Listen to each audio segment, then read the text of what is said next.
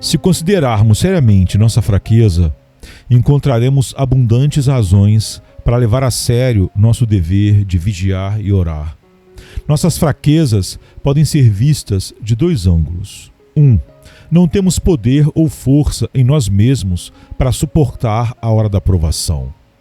Uma boa parte da fraqueza de cada pessoa é uma confiança infundada na sua própria força. A confiança de Pedro em si mesmo, em Mateus 26:33, era certamente sua fraqueza. Muitas pessoas são assim. Nunca fazemos as coisas tão bem quanto pensamos que somos capazes de fazer. E o que ainda é pior é que os desejos pecaminosos são como um traidor dentro de nossos corações. Estão prontos a nos trair para o inimigo. Essa é a razão porque nunca devemos nos vangloriar como se tivéssemos a força para resistir na hora da provação. Podemos nos vangloriar em pensar que há certas coisas que jamais faríamos. Esquecemos que o coração nunca é o mesmo diante da tentação como ele é antes de entrar na tentação. Pouco se apercebia Pedro de que iria negar o seu Senhor tão logo alguém o questionasse. Quando a hora da provação chegou, todas suas decisões foram esquecidas. Todo o seu amor por Cristo foi temporariamente sepultado, e a tentação se uniu ao temor de Pedro e o venceu completamente. Confiar na própria força é uma falha tão comum que seremos sábios examinando-a um pouco mais de perto. No que estamos confiando? De modo geral, estamos confiando nos nossos próprios corações. Muitos incrédulos se ufanam de ter um bom coração, mas a Bíblia diz: o coração dos perversos vale muito pouco. Provérbios 10:20. É contra o coração que a tentação irá se arremeter. Como um frágil coração poderá resistir diante de uma forte tentação? O cristão verdadeiro que confia no seu próprio coração não está em melhor situação, porque a Bíblia diz: o que confia no seu coração é insensato. Provérbios 28:26. Pedro era um verdadeiro cristão, mas comportou-se como um tolo quando confiou no seu próprio coração. A Bíblia também diz: enganoso é o coração, mais do que todas as coisas. Jeremias 17:9. Ousamos confiar naquilo que é enganoso mais do que todas as coisas?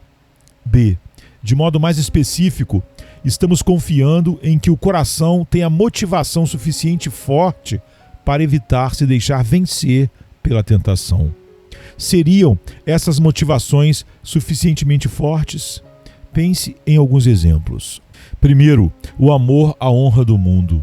A reputação e a estima que uma pessoa tenha ganho ao longo dos anos de uma vida cristã fiel e de bom testemunho são muito valiosas. Certas pessoas pensam que essas coisas se constituem em motivação suficiente, forte, para permanecerem firmes na hora da provação. Essas pessoas pensam que preferirão morrer a abrir mão da reputação que granjearam na Igreja de Deus. Todavia, infelizmente, isso não é uma motivação suficiente para que uma pessoa não caia no pecado. De fato, não evitou que Himeneu e Fileto caíssem, em 2 Timóteo 2,17. Nem guardará qualquer um de cair na hora da provação. Em segundo lugar, o medo da vergonha, da perda e da reprovação. Certas pessoas creem que o simples temor de trazer vergonha sobre si mesmas ou sobre a causa de Cristo é um incentivo suficientemente forte para mantê-las firmes na hora da provação. Isso só pode ser de valor no caso de tentações públicas, que conduzem a pecados observáveis. Aqueles que dependem desta motivação logo descobrirão no dia da tentação que ela não tem o poder que lhe atribuíam. Terceiro, o temor de uma consciência perturbada e o medo do inferno. O temor de uma consciência ferida e de ir ao inferno são pensamentos que devemos considerar frequentemente. Estes temores, porém, por si mesmos, não nos dão garantias de que permaneceremos firmes na hora da provação. Há pelo menos 3 razões por que essas considerações falharão e não nos sustentarão. A Às vezes, a paz de consciência que uma pessoa quer preservar é uma falsa paz. Depois que Davi pecou com Betsabá e antes que o profeta Natã o advertisse, Davi estava em paz. Era uma falsa paz. Pior ainda, muitos incrédulos pensam que têm paz com Deus. Entretanto, é uma falsa paz. Assim como uma paz falsa será inútil no dia do juízo, ela também se evidenciará impotente na hora da provação. B. Uma verdadeira paz de consciência é muito valiosa. Ela, porém, por si mesma, não será suficiente para preservar uma pessoa na hora da provação. A razão é que um coração enganoso é capaz de produzir grande número de razões que mostram não ser importante preservar a paz de consciência. Eis aqui duas delas. Outros cristãos caíram e recuperaram sua paz. E, se eu perder minha paz, eu posso recuperá-la. Quando a hora da provação chegar, estes e outros argumentos logo levarão a alma à estafa e, consequentemente, a abrir mão de sua paz. Se pensarmos que o desejo de manter nossa paz de consciência é suficiente para nos preservar na hora da provação, é como um soldado pensar que, enquanto usar o capacete, não será ferido na batalha. A paz de consciência é uma parte da armadura necessária para vencermos a tentação. Contudo, a tentação logo encontrará um alvo desprotegido. Quarto, a impiedade de pecarmos contra Deus. Você pode possuir uma consciência vívida da impiedade de pecarmos contra Deus. Isso parece ser uma forte proteção contra a hora da provação. Pois bem, como pecarei contra o Deus da minha salvação? Como ferirei o meu Salvador Jesus Cristo que morreu por mim? Mais uma vez, é preciso que se diga que esta proteção por si mesma não é suficiente para nos guardar de pecar na hora da provação. Cada dia que passa nos fornece tristes evidências de que essa consideração por si só fracassará. Toda vez que um filho de Deus cai no pecado, isso evidencia que a tentação venceu essa proteção. Temos considerado a fraqueza do ponto de vista de nossa falta de poder. Precisamos considerar, 2, o poder que a tentação tem de obscurecer a nossa mente. A bebida afeta o entendimento do homem, como diz Oséias 4:11. A tentação afeta o entendimento da mesma maneira. O Deus deste mundo cega as mentes daqueles que não creem no Evangelho para que não vejam a glória de Cristo. 2 Coríntios 4:4. De um modo muito semelhante, cada tentação tira a clareza do entendimento e do juízo. A tentação exerce seu poder de muitas maneiras. Entretanto, a consideraremos apenas 3 daquelas, aquelas que são as mais comuns. A tentação pode dominar a imaginação e os pensamentos de tal maneira que a pessoa não pode pensar em outra coisa. Se uma pessoa é tentada, existem várias considerações que lhe poderiam trazer alívio, porém a tentação é tão forte que domina sua mente e sua imaginação. Ela é incapaz de se concentrar nas coisas que a libertaria. É como uma pessoa dominada por um problema. Há muitas maneiras de elaborar uma solução para o problema, mas ela está tão preocupada com o problema que está cega para as possíveis soluções. B. A tentação pode usar os desejos e as emoções de um homem para turvar sua mente, impedindo-o de pensar claramente. Sempre que uma pessoa permite que seus desejos e suas emoções controlem o seu entendimento, ela deixará de pensar com clareza. Muitas vezes a tentação cativará de tal maneira seus desejos e suas emoções que ela não mais será capaz de controlar a razão. Antes de um homem entrar numa tentação em particular, é possível perceber que certo curso de ação está errado. No entanto, quando a tentação chega nos seus desejos e nas suas emoções, ele já não mais pensa claramente. Logo estará pensando em maneiras de justificar ou desculpar suas ações pecaminosas. C. A tentação inflamará os desejos maus do coração de um homem, de maneira tal que eles controlarão a sua mente. Desejos pecaminosos são como fogo. A tentação é o combustível que o incendiará, de modo que fuja ao seu controle.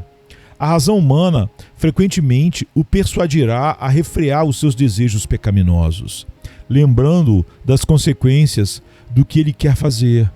Se o fogo da tentação agir nos desejos pecaminosos, a razão não mais terá capacidade de se precaver contra eles. Ninguém conhece a violência e o poder do desejo pecaminoso até que esse desejo se defronte com uma tentação adequada para ele. Até mesmo os melhores homens ficarão surpresos e assombrados com o poder de um desejo pecaminoso quando se depara com uma tentação adequada. Pense tão somente como o medo de Pedro o levou tão depressa a negar o seu Senhor. Você ousaria se considerar mais forte que ele quando enfrenta um inimigo tão poderoso? 3. O poder da tentação comunitária.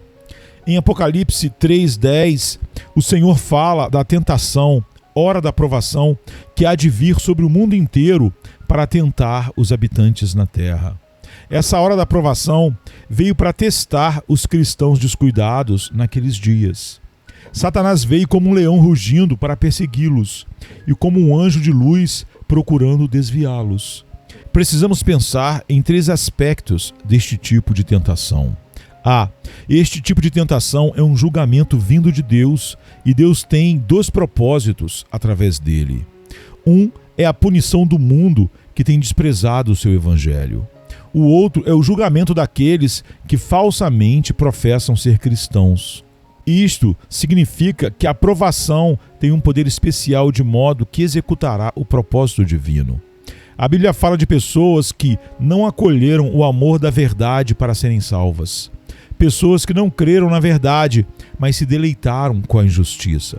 Para puni-las, Deus lhes manda a operação do erro, para darem crédito à mentira. 2 Tessalonicenses 2:9-12. Deus não mudou. Na sua santa soberania, Ele ainda manda tais provações, e elas nunca são em vão. Deus lhes dá poderes de modo que elas alcancem e produzam o que Ele deseja.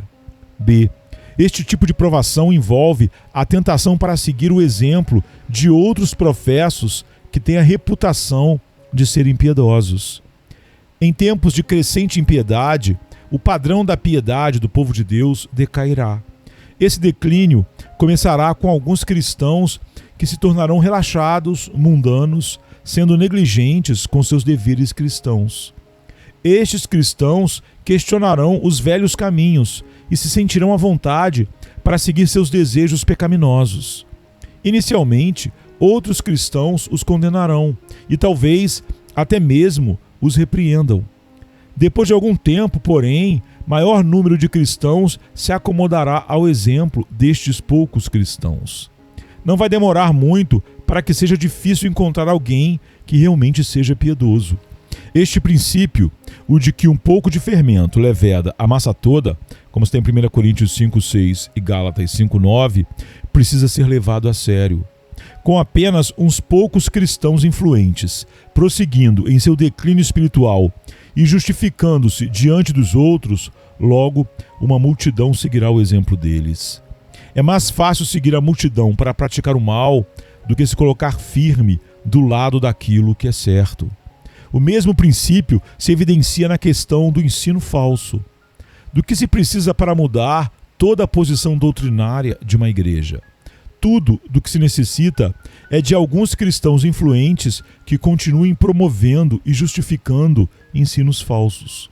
Não vai demorar muito para que uma multidão os siga.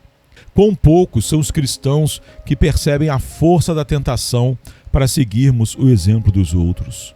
Em cada geração, os cristãos precisam aprender a colocar sua confiança na palavra de Deus e não nos homens piedosos. Se formos humildes, acharemos necessário considerar seriamente a opinião e as práticas daqueles que têm reputação de serem piedosos.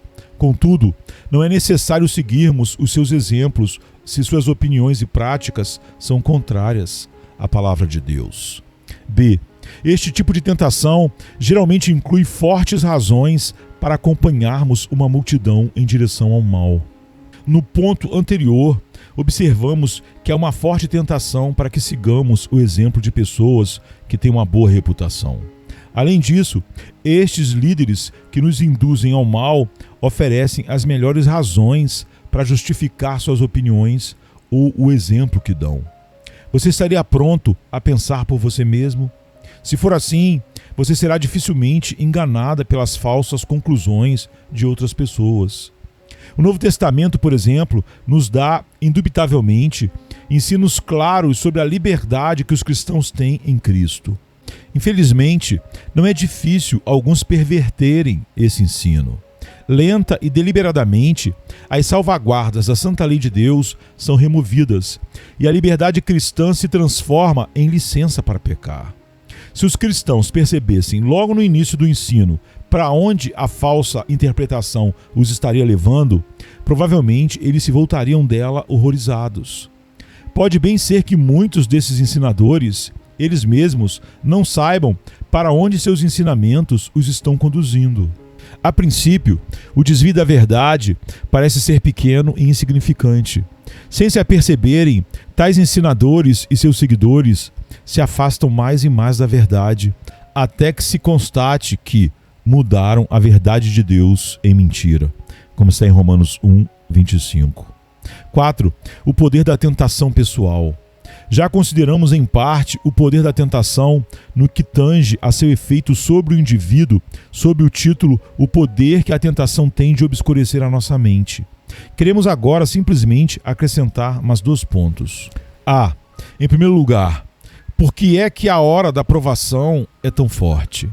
Há 2 poderes em ação quando somos tentados. Um é o poder da tentação que está fora de nós. O outro é o desejo pecaminoso do coração. Na hora da provação, estes 2 poderes se encontram e cada um deles fortalece o outro. Por causa da tentação, nossos desejos pecaminosos são fortalecidos. Devido a eles serem assim fortalecidos, o poder da tentação para nos levar a cair fica ainda mais forte. Há algumas pessoas, inclusive alguns cristãos, que outrora nunca teriam pensado em cometer certos atos pecaminosos. Estão agora cometendo-os com pouco sentimento de vergonha ou remorso. Como é que isso veio a acontecer? Podemos ilustrar o processo com um exemplo bem simples: a ruptura de um matrimônio cristão pelo adultério. Quando essas pessoas se casaram, esperavam genuinamente permanecer fiéis. Mas por toda parte vemos adultério, até mesmo entre cristãos. Como é que isso acontece? A resposta se encontra neste princípio do poder da tentação estar fortalecendo o desejo pecaminoso pelo adultério. Assim como o desejo pecaminoso é fortalecido, assim também o poder da tentação cresce até que o poder combinado dos 2 persuade a pessoa a cometer o pecado do adultério. Este não é um evento que ocorre subitamente. Houve um processo que ocorreu, um processo que persistiu durante muitos anos antes que o pecado de fato fosse praticado. Muitas vezes o processo se dá da seguinte maneira: depois de alguns anos de vida matrimonial, um dos cônjuges experimenta a tentação para ser infiel. Esta primeira tentação encontra guarida porque apela para um desejo pecaminoso que já existe no coração. A primeira tentação encontra certa resposta, mas a alma a resiste parcialmente. Pode ser que até mesmo se sinta chocada por estar considerando tal coisa. A tentação é resistida. Muito embora a tentação tenha sido resistida, ela chegou a entrar na alma e começou sua obra de fortalecer o desejo pecaminoso daquele pecado. A tentação alimenta esse desejo de diversas maneiras. Sendo assim, o desejo cresce. Disso resulta que a própria tentação cresce na sua força. Depois de certo tempo, o desejo pecaminoso tem se tornado tão forte que só necessita de uma tentação que lhe propicie uma ocasião adequada a fim de que o pecado seja cometido.